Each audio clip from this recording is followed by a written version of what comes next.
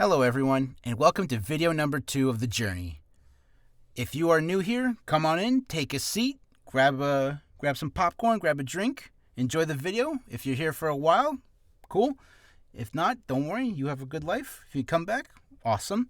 For those of you who have come back from my previous video, welcome back. I love you already. Thank you for stopping on by again. So those of you who are new here though, just a brief introduction to who I am. My name is Matthew Faber. I'm a 28-year-old ding-dong, and I live in Toronto. And the purpose of this channel and videos is it's a journey of me becoming or trying to do voice acting full-time, making a career out of it. And so today is going to be a two-part video because, as you can see, the whole subject of today's video is everything needed for voiceover work.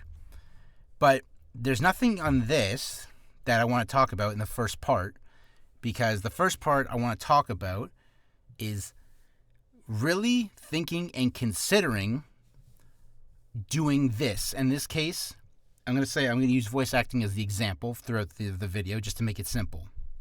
So, in any drastic, life-altering event or lifestyle, life event, lifestyle, there comes a time you have to think, like, you want to change careers from being a welder to a stockbroker. It's like, wow, that's completely different. What the hell do you do?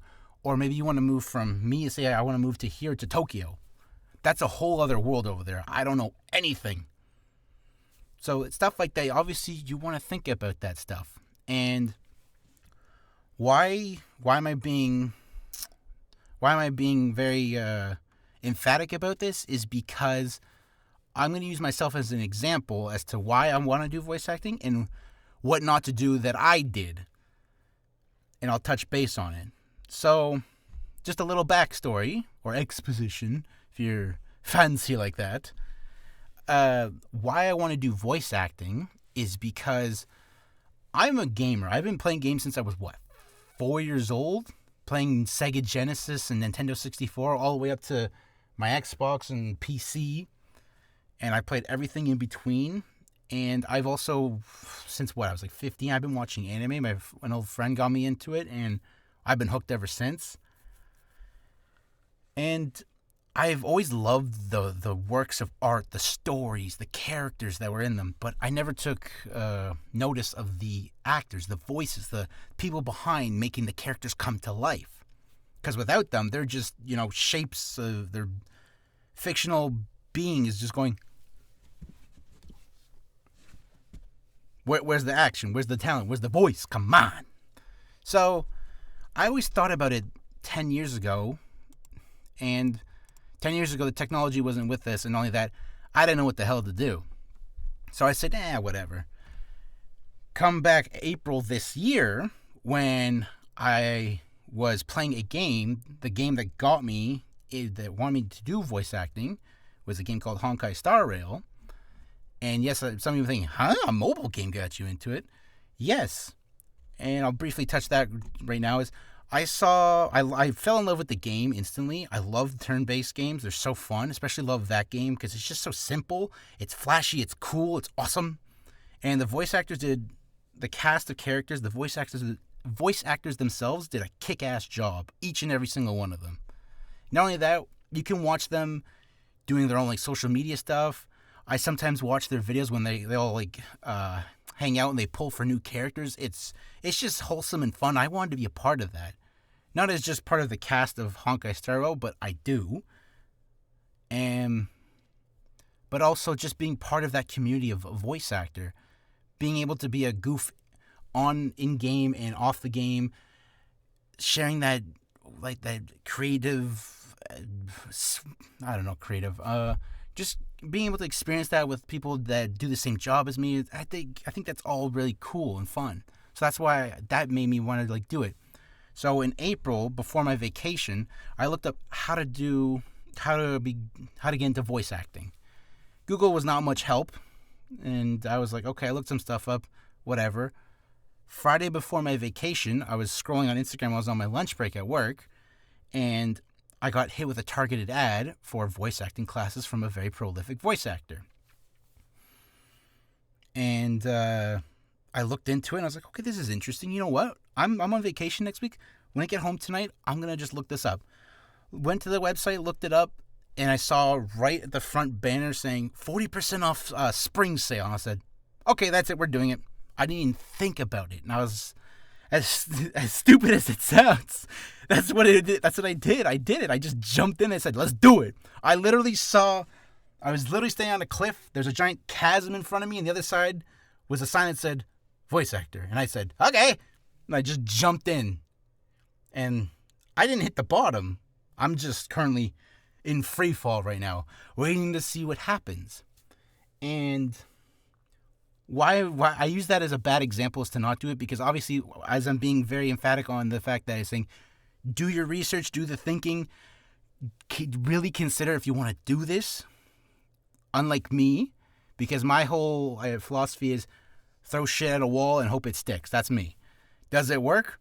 Sometimes. It goes both ways. Sometimes it's good for me, sometimes it's bad for me. And the reason why I want to say think about this, I want to think not just negatively, but think also positively, optimistically, because how I look at it is obviously pros and cons. Let's say these are cons, pros. Most people, from what I know, is they always see this. They see the cons and it outweighs the pros, and then they let it cast its shadow on it, and they just get daunted and scared, and they let fear drive them away. Me, on the other hand, I do the stupid thing is I get overly optimistic. I daydream and fantasize. Wow, I could be a full-time voice actor. Look at me. I'm so cool. And then I let my pros outshine my cons, and I don't think about the amount of work I got to put in, the hurdles I got to jump, the persistence I got to keep up with, trying to balance my personal life, my work life, and now this into it. And I didn't think about that, and it's a lot, but I'm steadily finding that balance. I'm slowly getting through each hurdle one at a time, and it's working so far. It's only been 2-3 months, I think, since I've been starting actually applying for work and starting to apply for work and starting my first video. This is now part 1 of a 2-part video.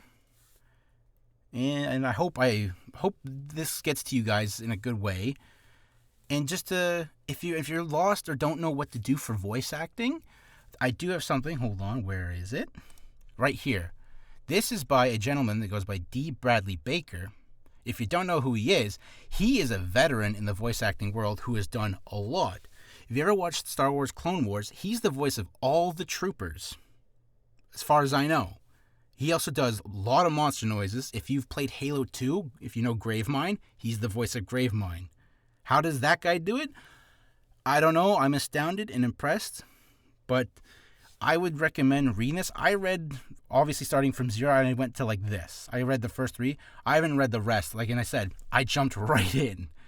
And that's why I'm saying you gotta, do your due diligence and do this. Don't be like me. Avoid being like me. Avoid, head first, face down, jumping in. Let's go. Avoid that. Do the smart thing. Do your research. Do your due diligence. So I'm going to link this in the description below for anyone and everyone who wants to, who wants to look at this, read this. And it's all very interesting. But for now, that's the end of part 1. I hope you understand why I did this. And part 2 will go, obviously, into all of this, and then that'll be part 2. I will see you guys in the next video.